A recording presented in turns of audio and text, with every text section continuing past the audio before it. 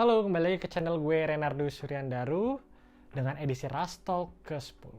Netflix mengalami pertumbuhan bisnis yang pesat selama dari 10 tahun ke belakang. Namun di awal 2022, bisnisnya diramalkan akan menurun di periode-periode mendatang. Dari berita yang beredar, Netflix ternyata telah kehilangan 200.000 subscriber pertamanya dalam 10 tahun terakhir. Dan diprediksi akan kehilangan lebih banyak pelanggan di periode ke depan. Harga porsi saham Netflix pun rontok dari 690 USD pada Oktober 2021 menjadi tinggal 200 USD pada Juni 2022 atau turun sebesar 71%. Ada apa dengan Netflix? Di video kali ini gue mau kupas kisah perjalanan bisnis Netflix dari awal mencapai puncak hingga posisi sekarang, serta kondisi persaingan di industri online streaming. Netflix adalah layanan streaming yang menawarkan berbagai acara TV, film, anime, dokumenter, dan banyak lagi. Kita bisa nonton sepuasnya kapanpun dan tanpa satu iklan pun. Adanya algoritma yang disematkan di Netflix memungkinkan kita untuk mendapatkan rekomendasi film sesuai dengan preferensi yang kita pilih, serta rekam jejak film yang kita sudah tonton sebelumnya. Dari data yang gue dapat, jumlah subscriber Netflix yang aktif di kuartal pertama 2022 mencapai 221,6 juta subscriber. Dari jumlah ini, 74 juta ada di Amerika dan Kanada, 73 juta tersebar di Eropa, Timur Tengah dan Afrika, 39 juta ada di Amerika Latin, dan 33,7 juta ada di Asia Pasifik. Untuk Indonesia sendiri, jumlah subscriber aktifnya mencapai 1,2 juta subscriber. Layanan Netflix di Indonesia hadir pada Januari 2016, di mana pengguna dapat menggunakan layanan Netflix dengan cara membuat akun dan berlangganan. Namun kala itu Telkom Group memutuskan untuk memblokir Netflix. Alhasil, pengguna IndiHome, Wifi.id, dan Telkomsel secara otomatis tidak bisa mengakses layanan Netflix. Hal tersebut dilakukan karena saat itu Netflix belum memiliki izin dan isi konten Netflix belum sesuai dengan undang-undang yang ditetapkan di Indonesia. Namun setelah 4 tahun berlalu, pada Juli 2020, baru Netflix bisa muncul kembali di Indonesia. Selain Netflix, ada juga kok provider streaming online lainnya seperti Disney+, Apple TV, HBO Max, dan Prime Video. Di tingkat global, emang sih si Netflix punya harga yang paling mahal dibanding dengan Disney+, Apple TV, HBO, dan Prime Video. Untuk Indonesia sendiri masih menjadi yang termahal. Kisah perjalanan Netflix dapat kita lihat sejak tahun 90-an. Di tahun 90-an, bisnis penyewaan film dalam bentuk DVD sedang booming-boomingnya di Amerika. Pemain besarnya bernama Blockbuster. Saat itu Blockbuster memiliki kurang lebih 600 cabang di Amerika. Jumlah yang cukup fantastis. Untuk bisa menyewa film, konsumen harus datang dan juga mengembalikan film yang disewa ke outlet-outlet Blockbuster terdekat. Nah, salah satu konsumen Blockbuster saat itu adalah Reed Hastings, seorang matematikawan dan ilmuwan komputer jebolan Stanford. Sampai suatu ketika, dia lupa mengembalikan DVD yang dia pinjam dan dibuat agak kesal karena harus bayar biaya telat atau late fees sebesar 40 US dollar. Dari sini dia punya ide, gimana kalau gue nggak perlu balikin lagi DVD yang gue sewa dan nggak perlu bayar denda-denda kalau telat. Di 97, Netflix muncul di mana foundernya adalah Reed Hastings sendiri. Saat itu bisnis Netflix adalah penyewaan DVD dengan skema pemesanan online. Konsumen pilih film di website untuk selanjutnya dikirim ke konsumen dengan bayar biaya tetap per bulan. Tagline yang menjadi andalannya kala itu adalah no late fees, sesuai dengan rasa kekesalan Reed Hastings kepada Blockbuster. Di tahun 99, Netflix munculin skema streaming film dengan basis subscriber. Model streaming ini ternyata berhasil menggait sekitar 239.000 subscriber di Amerika.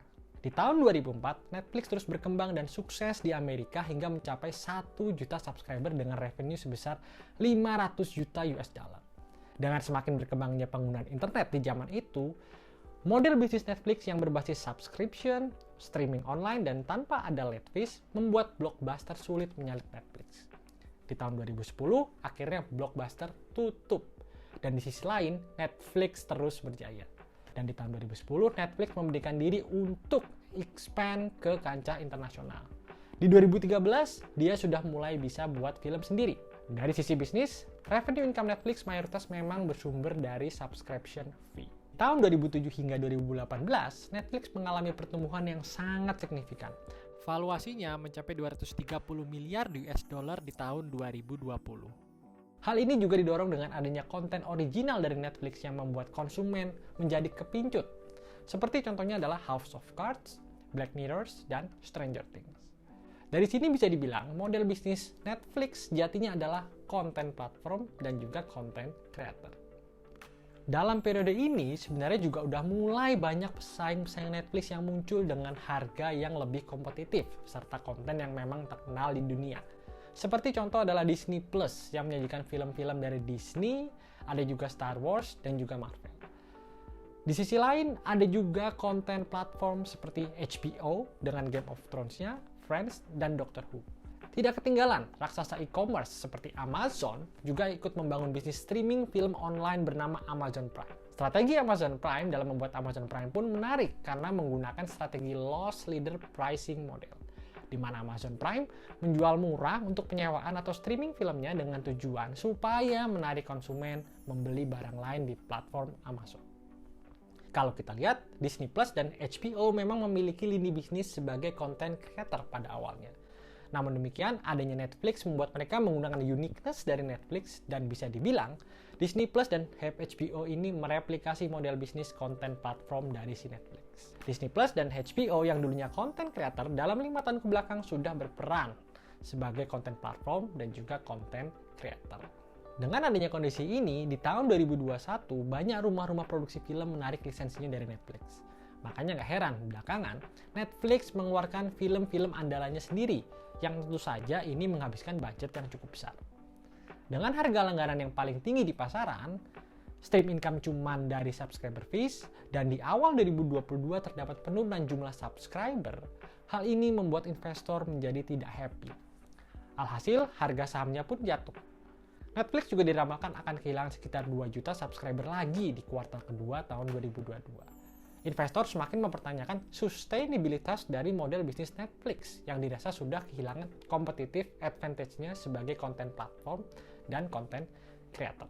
Di sisi lain, adanya ketidakinginan dari Netflix untuk memasang iklan pada platformnya membuat stream income Netflix menjadi terbatas. Di saat yang sama, adanya peluang krisis ekonomi Amerika membuat investor semakin hati-hati dalam menginvestasikan dananya di perusahaan-perusahaan publik. Kalau kita lihat dari sisi konsumen, memang paling banyak ada di Amerika, Kanada, dan Eropa. Dan saat ini negara-negara tersebut sedang dihadapi dengan naiknya harga barang-barang dan jasa yang membuat mereka lebih memilih streaming platform yang lebih murah. Di sisi lain, sudah semakin banyaknya orang yang work from office serta banyaknya bioskop yang sudah mulai buka menjadi faktor pendorong kurangnya animo masyarakat dalam berlangganan Netflix. Adanya permasalahan sharing account, password sharing, dan penjualan akun bajakan juga menjadi pekerjaan rumah tersendiri bagi Netflix. Dengan harga yang tinggi, tapi konten yang muncul gitu-gitu doang, serta beberapa series terkenal tidak dilanjutkan produksinya, hal ini membuat orang akan semakin meninggalkan Netflix. Kalau Netflix mau batasin sharing account lagi, siap-siap aja ditinggalin konsumen. Dari sini kita bisa ambil beberapa pelajaran penting Netflix dalam industri streaming film online ini. Yang pertama, ketika perusahaan kehilangan konsumen dan di saat yang sama naikin harga untuk barang atau jasa yang low quality, ini nggak bagus buat bisnis jangka panjang. Makanya penting banget punya strategi supaya konsumen lama tetap bertahan. Karena biasanya konsumen lama lah yang bisa membuat bisnis itu tetap sustain. Yang kedua, dalam industri streaming film online ini memang ada unsur eksklusivitasnya. Kalau mau nonton Game of Thrones, ya lu langganan HBO. Kalau mau nonton film-film dari Marvel, ya lu langganan Disney. Kalau lu mau nonton Stranger Things, ya lu langganan Netflix. Jadi memang lebih mudah dan sustain menjaga bisnis kalau awalnya itu konten creator, sekarang ikut merambah ke dunia konten platform, ketimbang sebaliknya seperti yang dilakukan oleh Netflix. Dalam industri perfilman, kita perlu tahu bahwasanya pemegang konten lah yang selalu memiliki bargaining power lebih tinggi ketimbang konten platform. Yang ketiga, Netflix kayaknya nggak melihat adanya korelasi antara pandemi dengan membeludaknya jumlah subscriber di dalam platformnya. Padahal bisa aja subscriber nggak langganan ketika mereka sudah bisa beraktivitas di luar. Makanya sangat penting punya plan jangka panjang in case stream income utama kita tergerus. Apa next step-nya? Yang keempat, industri streaming online juga masih mendapatkan tantangan dari piracy atau pembajakan.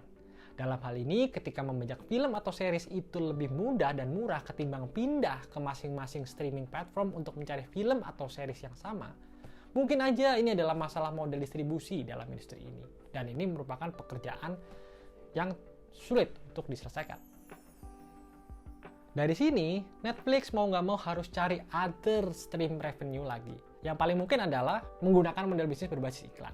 Menawarkan dengan harga yang lebih murah dengan memunculkan iklan, seperti pencontoh HBO Max dan Disney Plus, juga menjadi pilihan stream income. Di sisi lain, adanya peluang merger antara beberapa pemain di industri, seperti merger antara Warner Bros. Dan Discovery Channel, akan membuat kompetisi semakin intens. Dan ini bisa membuat market share dari Netflix semakin menurun. Bisa jadi Netflix diakuisisi oleh pemain-pemain besar yang ada di industri ini, dan hanya tinggal sejarah. Ya, semoga Netflix bisa tetap berjaya ke depan dan semakin bisa beradaptasi dengan model bisnis yang baru. Oke, sekian dulu video gue kali ini. Semoga video ini berguna buat lo semua. Thank you for watching and see you in the next video. Salam Rockstock. Bye-bye.